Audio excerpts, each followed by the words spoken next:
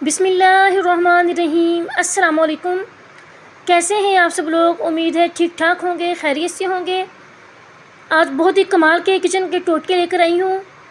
Number 1، اگر گوبھی بناتے وقت اس میں 2 سے 3 چمچ دودھ ڈال دیا جائے تو اس سے گوبھی کی بسانت ختم ہو جاتی ہے۔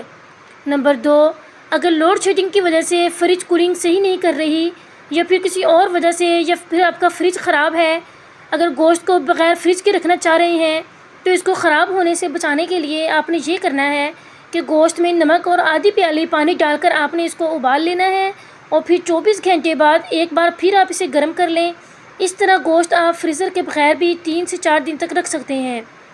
نمبر 3، مچھروں کو بھگانے کے لیے 1 کپ میں پانی اور چند کافور کی گولیاں ڈال کر کمرے کے کونے میں رکھ دیں، مچھر نہیں آئیں گے۔ نمبر 4، کھیر بناتے وقت دودھ بہت جلد نیچے لگ جاتا ہے، اس لیے دودھ سے کھیر کا ذائقہ بھی خراب ہو جاتا ہے۔ جب بھی کھیر پکائیں برتن میں تھوڑا پانی ڈال کر ابال لیں اور پھر پانی پھینک دیں اور پھر اس میں کھیر بنائیں۔ اس طرح کھیر بھی نیچے نہیں لگے گی اور لذیذ بھی بنے گی۔ جب بھی کوئی چیز فرائی کریں تو تیل میں 1-2 لونگ ڈال لیں، فرائی کی ہوئی چیز کا ذائقہ بڑھ جائے گا۔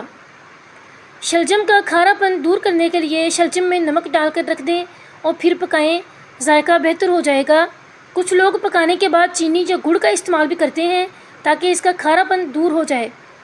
اگر سلاد کا پیالہ خوب ٹھنڈا کر لیا جائے اور پھر بعد میں اس میں سلاد رکھیں تو سلاد زیادہ دیر تک تازہ رہے گا اور باسی بھی نہیں ہوگا۔ انڈے میں 1 چمچ دودھ ملا لینے سے آملیٹ زیادہ پھولا ہوا بنتا ہے۔ اگر چاول ڈھیلے اور جڑے ہوئے بنتے ہیں تو چاول بناتے ہوئے چند بوندیں لیموں کے رس کی ملا لیں اور دم لگانے کے وقت چاول 75% تک گلے ہونے چاہیے، اس کے بعد دم لگائیں۔ باقی 20% بننے کے دوران پک جائیں گے اور کھلے کھلے بنیں گے۔ اور اگر آپ چاولوں کو پہلے ہی مکمل گلا لیتے ہیں تو دم لگانے کے بعد چاول نرم اور ڈھیلے رہ جائیں گے۔ سبز مرچوں کی جلن ہاتھ سے دور کرنے کے لیے ہاتھ چینی ملے پانی میں ڈبوئیں یا برف کے ٹکور کریں۔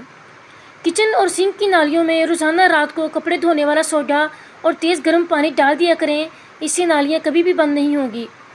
پتیلی میں اگر داغ لگ جائیں تو اس میں انڈے ابالیں، داغ خود بخود صاف ہو جائیں گے۔ مچھلی کو تلنے سے پہلے اگر تھوڑا سا کارن فلور لگا دیا جائے تو کتلے تلتے وقت ٹوٹیں گے نہیں۔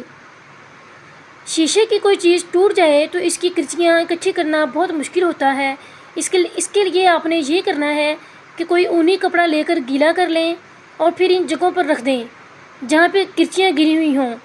سب بکھری ہوئی کرچیاں کپڑوں کو لگ جائیں گی۔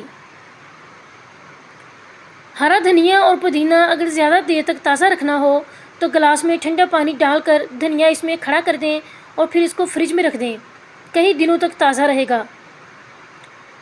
چائے کی بچی ہوئی پتی کو پھینکنے کے بجائے اسے ایک الگ برتن میں نکال کر خشک کر لیں۔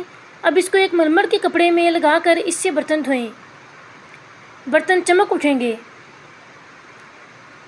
اگر سالن میں نمک زیادہ ہو جائے تو 1 آلو کاٹ کر سالن میں ڈال دیں اور 10 منٹ ہلکی آنچ پر پکائیں۔ اس کے بعد اب آپ آلو کو نکال دیں، آلو نمک جذب کر لے گا اور اس سے نمک کم ہو جائے گا اور ذائقہ بھی خراب نہیں ہوگا انشاءاللہ۔ آج کی ریمیڈیز میں سے کون سی ریمیڈی آپ کو سب سے اچھی لگی کمنٹس کر کے ضرور بتائیے گا۔ مزید ٹپس اور ریمیڈیز کے لیے ہمارے چینل کو سبسکرائب کر لیجئے، ویڈیو کو لائک کریں اور پیارے پیارے سے کمنٹ کر دیں۔ شکریہ۔